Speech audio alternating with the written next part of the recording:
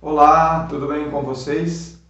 Terminávamos o nosso último encontro falando a respeito da centralidade da pessoa de Jesus dentro do culto cristão, sendo que ele é ao mesmo tempo sacrifício, sacerdote, altar, templo. Assim, tudo aquilo que existe dentro do culto cristão deve servir para comunicar aquilo que Deus faz através da pessoa de Jesus Cristo. E aqui eu recordo algo que a igreja reza todo o tempo pascal, quando profere então o prefácio da Páscoa, número 5º. Confiante vai dizer a igreja a respeito da ação de Jesus Cristo. Entregou em vossas mãos seu Espírito, cumprindo inteiramente vossa santa vontade, revelando-se ao mesmo tempo sacerdote, altar e cordeiro. Olha só o que a igreja recorda toda a Páscoa, que Jesus Cristo, ele é o nosso sacerdote, o nosso altar, o nosso cordeiro, o nosso sacrifício, para que cada um de nós possamos então nos aproximar de Jesus Cristo. E aqui recordo então uma outra citação que a igreja tem no seu magistério, presente então no Concílio Vaticano II, quando fala a respeito do culto cristão. Vai dizer a igreja: com toda razão se considera a liturgia como o exercício da função sacerdotal de Jesus Cristo.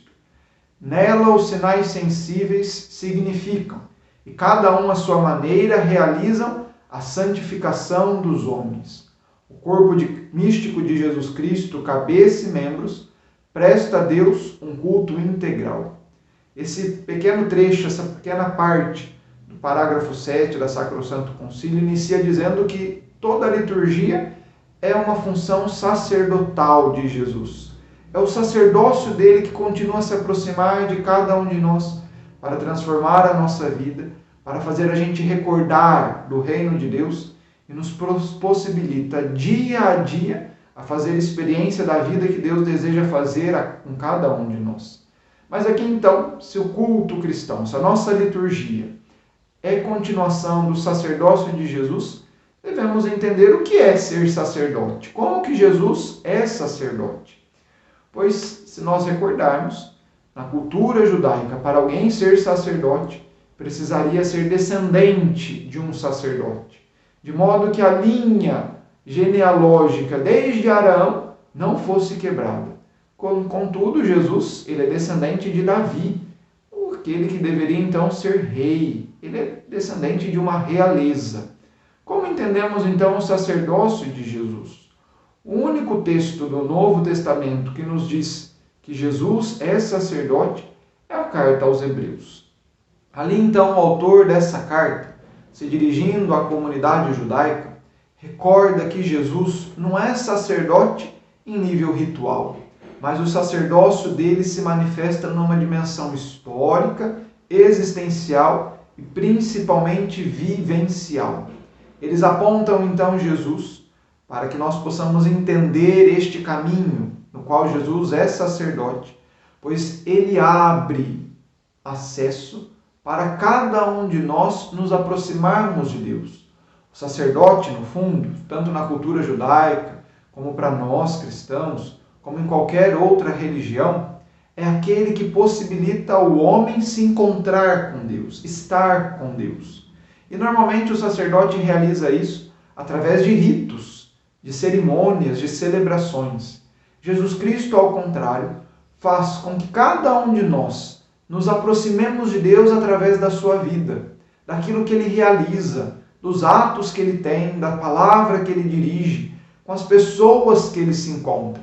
Assim nós entendemos o sacerdócio de Jesus, um sacerdócio totalmente vivencial, existencial, histórico. E é este sacerdócio que a liturgia então promove a cada um de nós e convida a percebermos, pois ele continua a se atualizar de forma constante em cada ação sagrada, em cada ação litúrgica, em cada momento que a igreja se reúne então para poder celebrar e recordar das ações de Deus, das maravilhas que ele realiza na nossa história e na nossa vida. O sacerdócio de Jesus vai ser um sacerdócio histórico, porque ele sempre se aproxima daqueles que são excluídos, marginalizados, esquecidos pela sociedade. Aquilo que Papa Francisco sempre nos recorda quando diz que precisamos ir até as periferias existenciais.